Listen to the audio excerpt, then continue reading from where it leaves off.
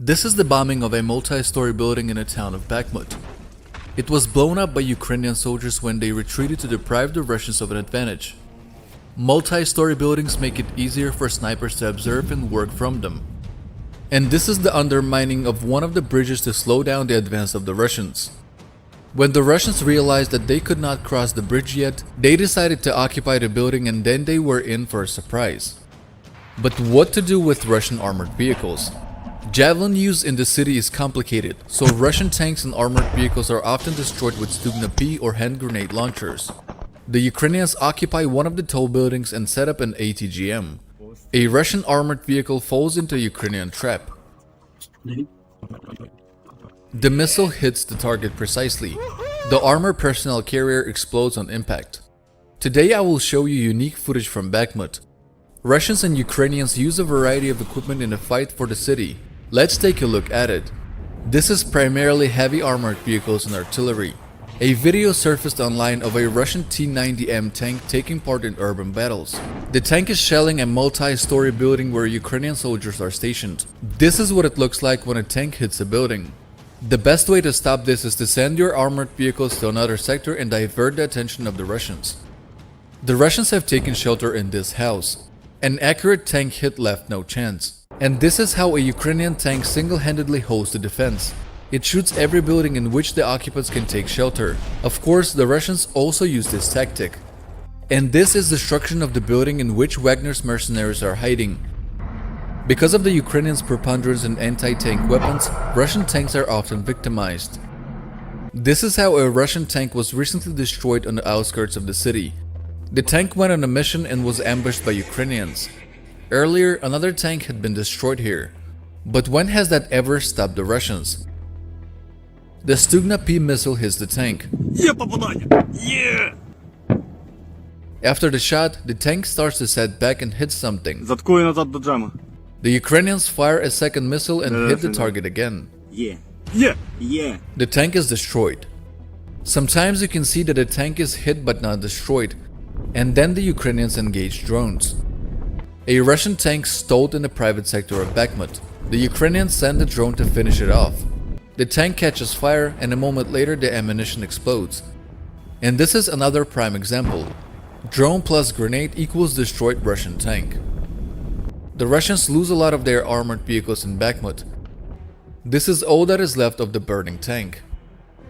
Because of the rush, the Russians often fall into traps well organized by the Ukrainians. The Russian fire extinguishing system often fails and tanks simply burn up. The Ukrainians also lose tanks in a battle for Bakhmut. This Ukrainian tank is stuck in the mud. The Russians brought in artillery and destroyed the vehicle. Tank battles are also fought in the outskirts of the city. A Ukrainian tank approaches Russian positions on one flank. An observation point is located here. Each hit is exactly on target. The point was destroyed. This is a Russian tank. It rode out to perform a similar task, but it was destroyed by a javelin missile. Another attack was stopped by a Ukrainian tank near Bakhmut. The Russians attempted to storm the area in armored vehicles. A Ukrainian tank was able to stop them with accurate shots. The Russians, as always, abandoned the damaged vehicles and fled. And this is the use of armored personnel carriers. The Russians took up defensive positions in the building. The Ukrainians dispatched an IFV. In a few minutes, both the building and the invaders were destroyed. In the case, as with tanks, Russian IFVs are hit and destroyed. If the armored vehicle is simply immobilized, Ukraine sends drone and grenades it until it's burned. The situation is similar in the vicinity of Bakhmut. First, the Ukrainians shot down an IFV and then dropped the drone and burned it. Ukrainians also use kamikaze drones. The operator directs the drone at the detected IFV. A drop from above sets the armored personnel carrier on fire. The crew rolls it back a bit and hides under it. Such a stupid thing to do. The Russians are striking with all sorts of artillery. These are not fireworks. They are incendiary shells of the Grad MLRS. Here's what it looks like a little further on. The Russians are attacking whole sectors of the city with such munitions to literally burn out the Ukrainian defenders. The mixture contains phosphorus and cannot be extinguished if it gets on the skin. And this is the use of TOS-1A Santepack. These are the shells used to shell areas of the city where the Russians cannot dislodge the Ukrainians.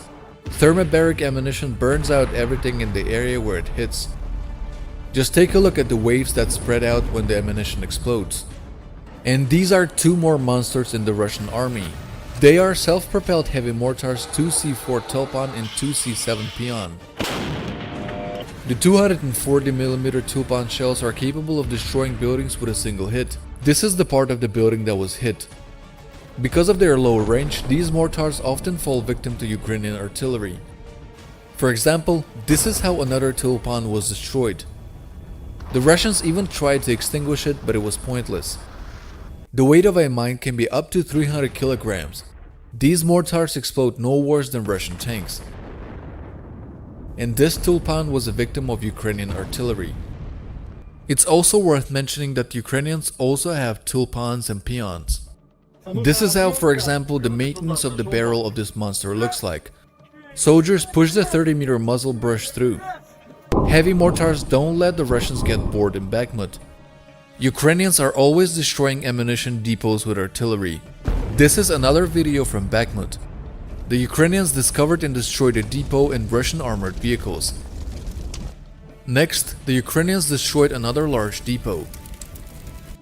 And this is how a smaller warehouse in the private sector of the city was destroyed. All these actions helped deter the Russian offensive. There is also such a monster as the UR-77 meteorite. They also call it Gorinich the Serpent. It is a reactive demining machine. The Russians often use it against the Ukrainians. And this is how the American counterpart looks like. The principle of use is the same. It is very scary to be hit by this machine. In this video, we see the use of the UR-77 on positions where there are soldiers. The Ukrainians also use this unit to stop the advance of the Russians or to force them to retreat from their positions. The Russians have set up an observation post. The Ukrainians are launching a meteorite. Just note the explosion. Behind the rocket flies another shell stuffed with plasticine. The weight of the explosive is about 800 kilograms. This is what makes the explosion elongated. And this is how the Russians use the rig in Mariupol. It is a scary video. Aircrafts are also involved, with the Russians conducting missile and bombing strikes against the city. Fugacious aerial bombs are used. A Su-34 bomber drops Fab 500 bombs. Now imagine the destruction this bomb can cause in a city. But the use of Russian aviation often results in the loss of fighters. The Ukrainians in Bakhmut are armed with man-portable air defense systems. Two Ukrainian servicemen simultaneously fired two missiles from the Manpad's Igla. The missile hits a Russian Su-25 fighter jet. The pilot manages to eject. The cost of this downed Russian fighter jet is about 65 million. And the cost of Manpads is from several tens to several hundreds of thousands of dollars. The helicopters are less involved in operations and are easier to shoot down because of their low speed. This is how a Ka-52 helicopter was shot down near Bakhmut. And this is the view from another angle. And this helicopter belonged to the Wagner PMC and was also shot down near Bakhmut. Western man-portable air defense systems allowed Ukraine to prevent the Russians from gaining air superiority. Of course, that is not all that's involved in the battles for Bakhmut. Various grenade launchers, ATGMs and manpads, mortars of various calibers, drones, anti-tank and anti-personnel mines and so on.